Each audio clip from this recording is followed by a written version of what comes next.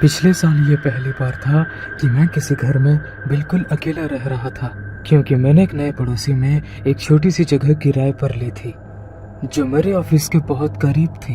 मैं अक्टूबर की शुरुआत में चला गया, लेकिन ऐसा लगा जैसे ज्यादातर पड़ोसी एक दूसरे से कम ही बात करते थे। लेकिन पहले कुछ हफ्तों तक सब कुछ बिल्कुल सामान्य था। वैसे भी अब हैलोवीन था और मैंने देखा कि मेरे आसपास के कुछ ही घर में डेकोरेशंस की गई थी। उन घरों में से कोई भी हैलोवीन के लिए एक्साइटेड नहीं लग रहा था।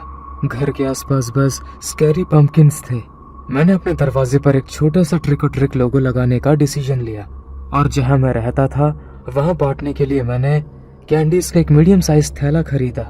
मैंने सोचा कि मैं 3 या 4 बड़े बैग खरीदूंगा, लेकिन मुझे नहीं लगता कि यहाँ के लोग हैलोवीन मनाने में इंटरेस्टेड थे। दोपहर हुई और मुझे बच्चों के कुछ छोटे ग्रुप मिले। मैं थोड़ा निराश था, क्योंकि मुझे हैलोवीन हमेशा से पसंद रहा है, भले ही मैं अपने घर में उपहार देने वाला एक लौता व्यक्ति था। वैसे भी रात के लगभग 10 बजे देर होने लगी थी, इसलिए मैंने कैंडी का बैग अपनी पेंट्री में रख दिया और रात खत्म करने के लिए एक डरावनी फिल्म देखने का डिसीजन लिया। ये कुछ खास नहीं लग रहा था। मुझे लगता है कि दरवाजे की घंटी बजने से पहले मैं आधी फिल्म देख चुका था। मैं उठा और झांक कर देखा कि वहाँ कौन है। मैंने देखा कि एक छोटा लड़का, शायद 10 या 11 साल का, नॉर्मल कपड़ों में दरवाजे पर खड़ा था। बस रेड एंड ब्लैक कपड़े और एक मास्क पहना हुआ था उसने। मैंने दरवाजा खोला और उसने कहा ट्रिक या ट्रीट। अब तक लगभग 11 बज चुके थे, इसलिए मुझे थोड़ी चिंता होने लगी थी कि वो अकेला घर घर में क्यों घूम रहा है। मैं मुस्कुराया और उससे कहा कि 1 मिनट रुको, जब तक मैं उसके लिए कैंडीज लेके आता हूँ जो मैंने रखी थी। मैं अपने पेंट्री में वापस गया और एक बड़ी मुट्ठी उठाई और फिर उन्हें वापस दरवाजे पर ले आया और लड़के के थैले में डाल दिए। फिर मैंने उसके पीछे ये देखने के लिए चारों ओर देखा कि क्या उसके माता पिता फुटपाथ पर थे या शायद दोस्तों का एक ग्रुप था, लेकिन मुझे कोई दिखाई नहीं दिया। वो मुड़ा और दूर जाने लगा, लेकिन फिर मुझे कुछ भी या कोई दिखाई नहीं दिया, इसलिए मैंने दरवाजा बंद कर दिया और वापस सोफे पर चला गया।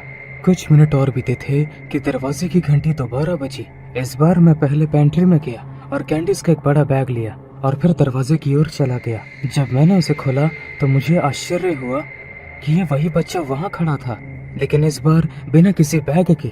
चिंतित होकर मैंने उससे पूछा कि क्या वो ठीक है, जिसका उसने कोई जवाब नहीं दिया। लेकिन इस बार मैंने देखा कि सड़क के पार मेरे पड़ोसी के रास्ते में कोई खड़ा हमें देख रहा है।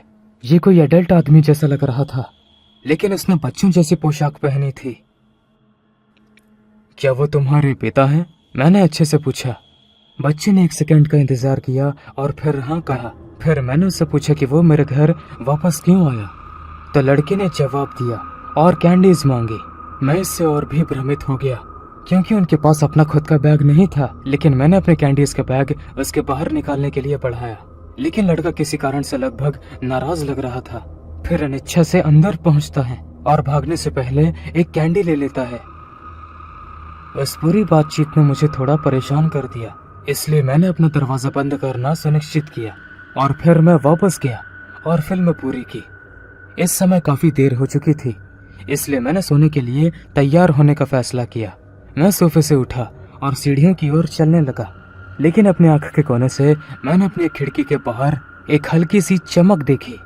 मैं घबरा कर वहां गया और बाहर देखा, और तब मुझे एहसास हुआ कि ये मोशन सेंसर था। लाइटें मेरे गैरेज के पास थी। मैं कुछ मिनट तक खिड़की में रुककर इधर उधर देखता रहा, क्योंकि अब तक मैं बहुत घबरा रहा था, और ऊपर अपने बेडरूम की ओर चला गया। मैं शायद आधे घंटे तक बेड पर लेटा रहा और उस पहले वाले लड़के के बारे में सोचता रहा। लेकिन जैसे ही मुझे नींद आने लगी, मैंने अपने सामने के दरवाजे पर हल्की सी गड़गड़ाहट की आवाज सुनी, जिसके बाद जोर जोर से धमाके होने लगे। मैं उठा और बिस्तर से कूद गया, फिर चुपचाप नीचे की ओर चला गया और सामने के दरवाजे पर पहुंच गया। इससे पहले कि मैं झांक कर देखता, 3 और तेज धमाकों ने दरवाजा हिला दिया और मुझे थोड़ा पीछे कूदने पर मजबूर कर दिया। मैं वहां कुछ सेकंड से रुका, फिर देखा ये वही आदमी था जिसे मैंने पहले सड़क के उस पार देखा था, और उस बच्चे ने कहा था कि वो उसके पिता हैं। वो वहां दरवाजे से कुछ ही इंच की दूरी पर खड़ा था। उसने अभी भी डरावनी काली और लाल पोशाक और मुखौटा पहन रखा था।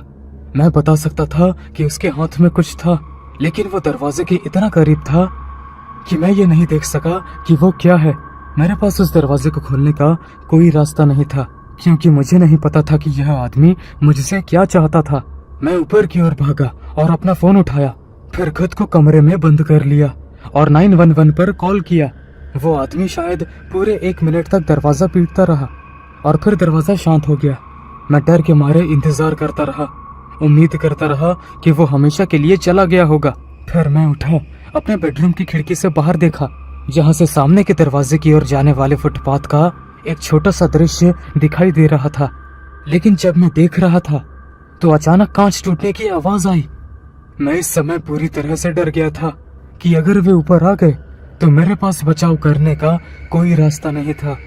शुक्र है कि कुछ ही क्षण बाद मैं सड़क पर पुलिस सायरन की आवाज सुन सकता था, जिसके बाद नीचे से बाहर की ओर कदमों की आवाजें आ रही थीं। मैं उन्हें अंदर जाने देने के लिए नीचे जाने से पहले सामने के दरवाजे पर पुलिस के बुलाने का इंतजार कर रहा था। उन्होंने ये सुनिश्चित करने के लिए घर की तलाशी ली और मेरी रसोई में एक टूटी हुई खिड़की देखी। मैं सुरक्षित रहने के लिए अगले कुछ दिनों तक एक होटल में रुका, लेकिन मुझे लगता है कि वो आदमी कभी वापस नहीं आएगा। मैं पूरी रात अपने दिमाग में ये सोचता रहता हूँ कि क्या वो अपने बच्चे का इस्तेमाल करके मेरे घर में घुसने की कोशिश कर रहा था। मैं वास्तव में निश्चित रूप से नहीं जानता, लेकिन हालांकि कुछ भी चोरी नहीं हुआ था। वैसे भी अब लगभग 1 साल हो गया है और हैलोवीन बस कुछ ही हफ्तों में है, और मुझे काफी घबराहट होने लगी है कि अगर पिछले साल का वो आदमी वापस ना आ जाए और उसे पूरा कर सके जो वो करना चाहता था।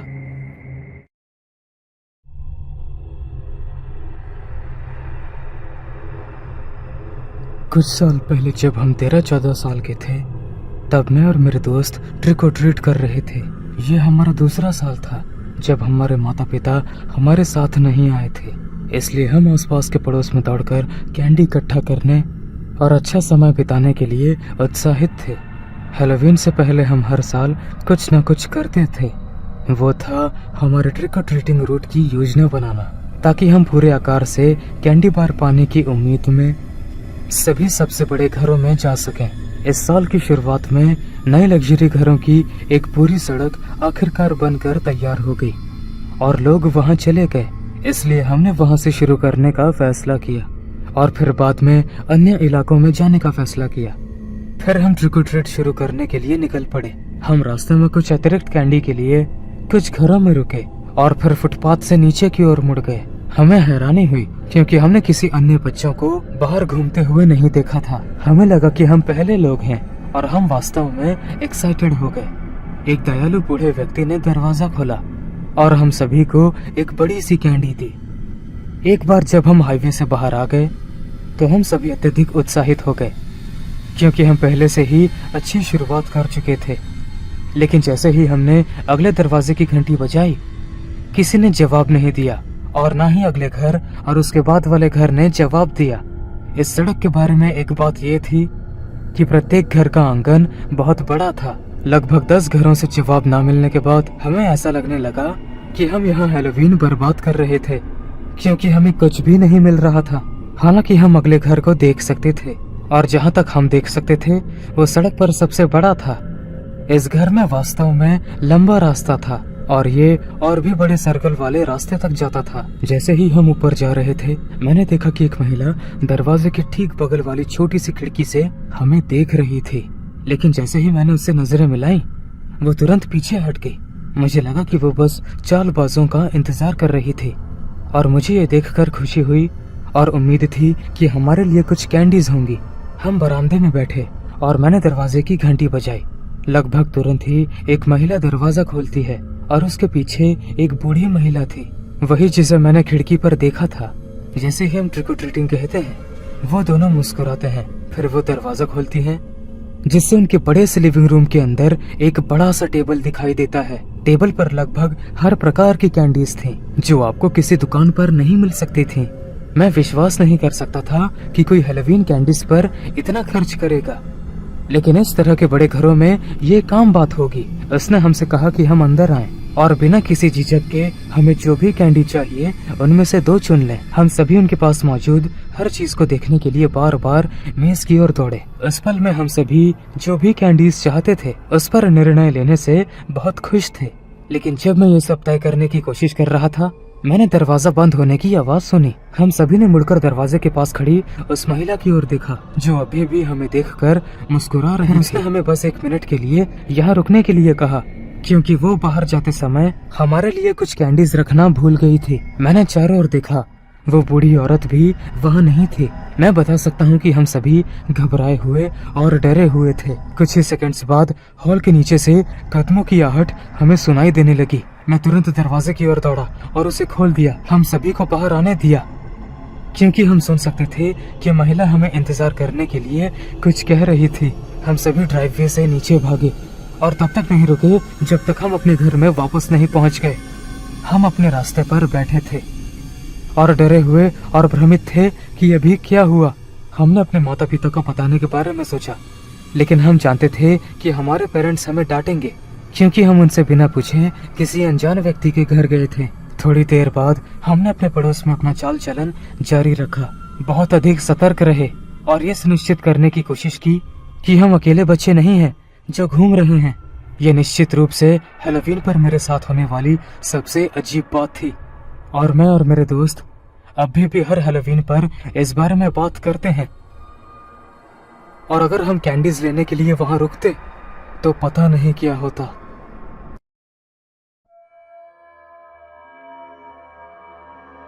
जब मैं बच्चा था, मैं अपने माता पिता के साथ एक छोटे से पड़ोस में रहता था। जहाँ तक चालाकी और अन्य चीजों की बात है, तो हैलोवीन वास्तव में कभी भी बड़ी चीज नहीं थी, इसलिए हम हमेशा कुछ और करते थे। हैलोवीन पर एक चीज जो मुझे और मेरे पिताजी को करना हमेशा पसंद था, वो थी खौफनाक जगहों की खोज करना। लेकिन मैं इस तरह के काम कभी अकेले या दोस्तों के साथ नहीं करूंगा, लेकिन उनके साथ मैं सुरक्षित महसूस करता था।